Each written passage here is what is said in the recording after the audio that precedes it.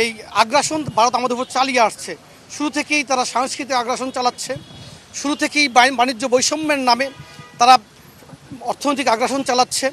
এবং বর্ষা মৌসুমে আপনারা লক্ষ্য করেছেন বাংলাদেশের উৎসমুখের নদীগুলোতে তারা যে বাঁধ দিয়েছিল, এই বাঁধগুলো খুলে দিয়ে তারা আমাদেরকে বন্যা পানিতে ভাসিয়ে দিচ্ছে।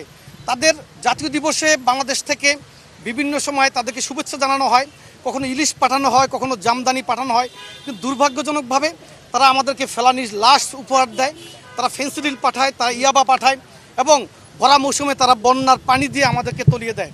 আমরা চাই তারা বন্ধুসুলভ আচরণ করুক এবং আমরা আরও বলতে চাই বাংলাদেশের স্বাধীনতা সার্বভৌমত্ব কারো দয়ার দান নয়। শহীদ রাষ্ট্রপতি জিয়াউর রহমান 1971 সালে শুধু ওই রিভোল্ট বলেই ক্ষান্ত হননি, হাতে রিকয়েললেস রাইফেল তুলে নিয়েছিলেন, রণাঙ্গনে ঝাঁপিয়ে পড়েছিলেন, শৌর্য বীর্য আর সাহসের পরীক্ষায় উত্তীর্ণ হয়ে স্বাধীনতার লাল সূর্যটাকে ছিনিয়ে এনেছিলেন।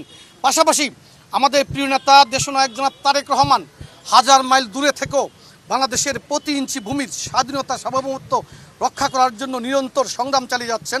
বাংলাদেশের জনগণকে ঐক্যবদ্ধ করে এই সংগ্রাম আমরা চলমান রাখবো ইনশাআল্লাহ। বিশেষ করে বাংলাদেশ জাতীয়তাবাদী যুবদল, বাংলাদেশ জাতীয়তাবাদী স্বেচ্ছাসেবক দল, বাংলাদেশ জাতীয়তাবাদী ছাত্র দল ঐক্যবদ্ধভাবে ভবিষ্যতে বাংলাদেশের বিরুদ্ধে যে কোনো ষড়যন্ত্র রুখে দেবে ইনশাআল্লাহ। বাংলাদেশের জনগণকে সবসময় ঐক্যবদ্ধ করে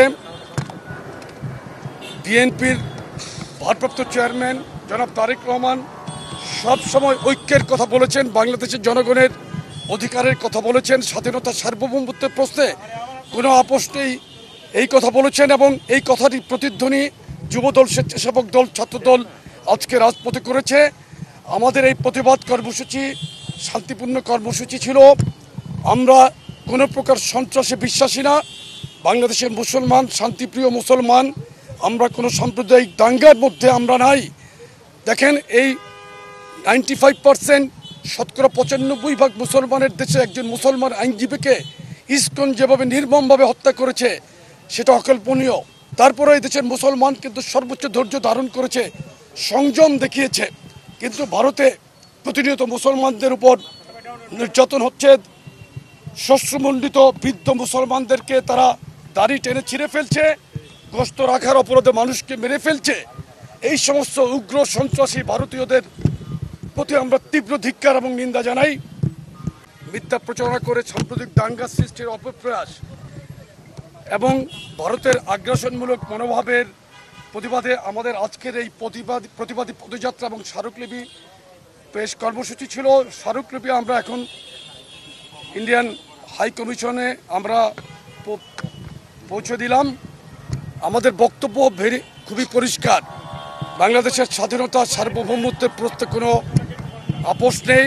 তার প্রথম দিকেই তীব্র নিন্দা এবং ধিক্কার জানিয়েছি। ভারতীয় কতিপয় গদি মিডিয়া যারা বাংলাদেশ সম্পর্কে বরাবরই মিথ্যা প্রচারণা করছে, পাশাপাশি বাংলাদেশের সীমান্তে ভারতীয় বাহিনীর গুলিবর্ষণ করে যে হত্যা করছে তার তীব্র নিন্দা জানাই। প্রত্যেকটি অপপ্রয়াস, ভারতের অপপ্রয়াসকে আমরা তীব্র নিন্দা জানাই। আমরা ভারতের প্রতি আমরা সুপ্রতিবেশী সুলভ আচরণ চাই।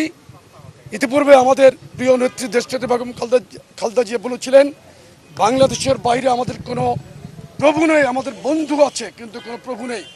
আমরাও সেই একই নীতিতে বিশ্বাসী।